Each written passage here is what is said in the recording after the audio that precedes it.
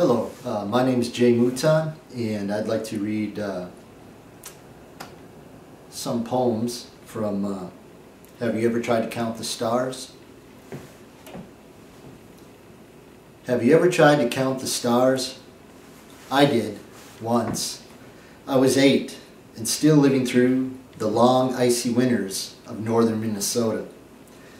And we lived in a shack with a wood barrel stove for heat and an old hand-jack pump for water, and I attended a one-room schoolhouse about a quarter mile away from our home. And during that long winter of my 8th year, my grandfather, Lester, was sober for a week, and he shot a 6-pointer and brought us enough venison for the rest of the month. One night, after I'd gorged myself on venison steak and potatoes, I asked old Lester, he was drunk again, how many deer there were to eat. He said, more than there are stars in the sky. Then he took another drink of his peppermint schnapps.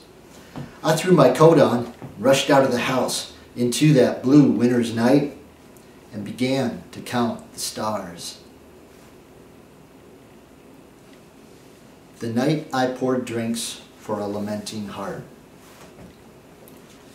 It was almost raining, and the clouds were purple with heavy tears, and the evening air, unmoving and stagnant, suffocated thought and poured the warm, moist grit of the city over all.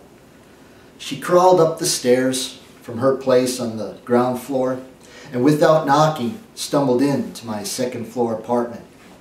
With a bottle of street-cheap vodka, right then and there, as it was in the process of breaking, she offered up her heart, but she used her body to do so. Now I'll confess I'm not a gentleman by nature, and it had been several years since I had tasted the fruit of a young woman's loneliness. But while my body was willing, my conscience, long guilty, refused to go along. And so I sat across from her in my hovel's little balcony, all that long, hot, and lust-tinged night, unable or unwilling, or both, to take her, or ravage her, or possess her, not even able to avert my eyes from the swell of her breast, under her flimsy blouse, and that damp circle, dark-stained and beckoning from where her legs met her body. And I, the guilty by the very nature of my sex, listened to her lamentations of lost love, and poured the drink directly into our souls. Small talk. It always seemed to work out that way. They met, they talked about nothing really, small talk. It was a pleasant enough late spring evening, and they shared a drink, and then they walked along the beach, and the powerful forces of gravity and the ocean tide and the waves of those millions of cubic miles of ocean churned forever in a million years, waiting for the exact moment, the precise instant the satellite moon sheared the dark Atlantic veneer and reflected and caught the two sets of eyes with enough beauty to stop them in step, in mid-conversation, long enough to take their breath away. The Poetry Thief.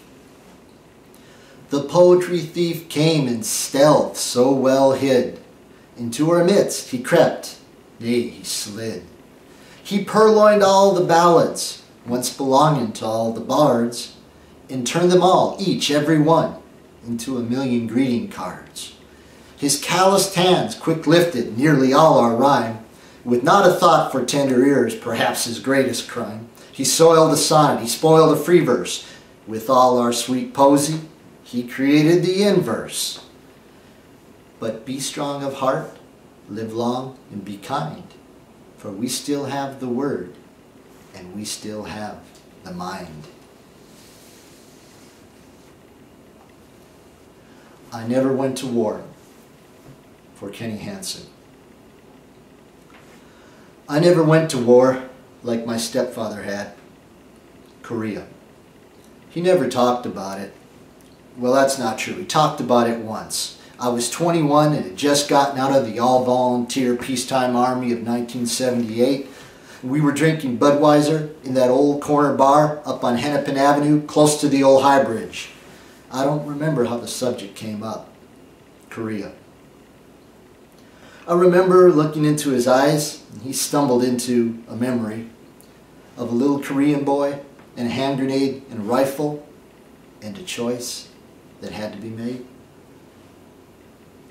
Ironically, we sat in silence drinking our Budweiser beers. My stepfather, tears welled up in his sunken eyes. Me taking another deep swallow of the cold beer, and thinking and thankful I never went to war.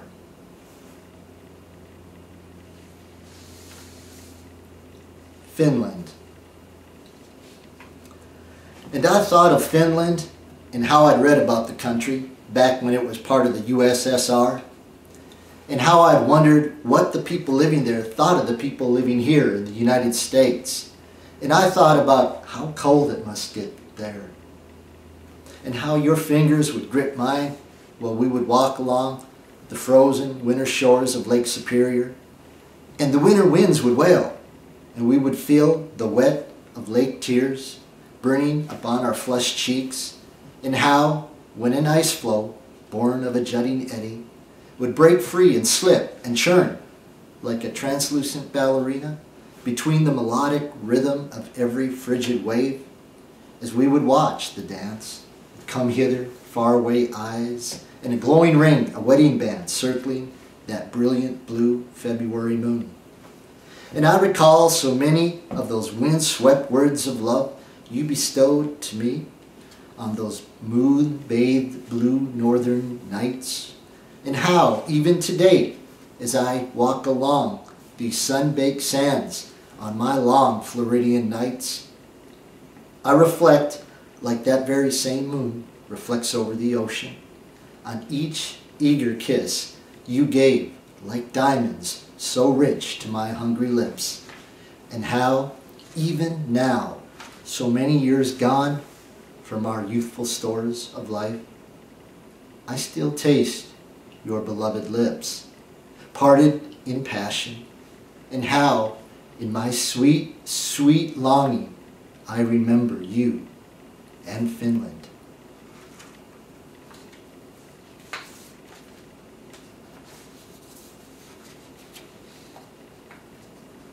She was pretty like the morning.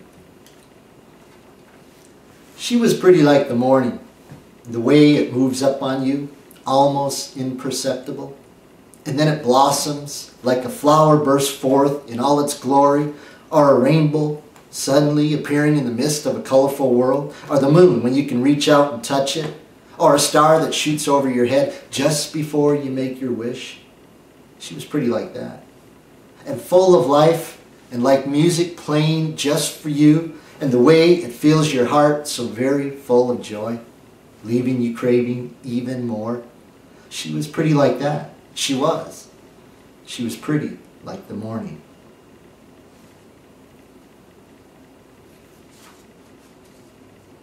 From Have You Ever Tried to Count the Stars? Thank you.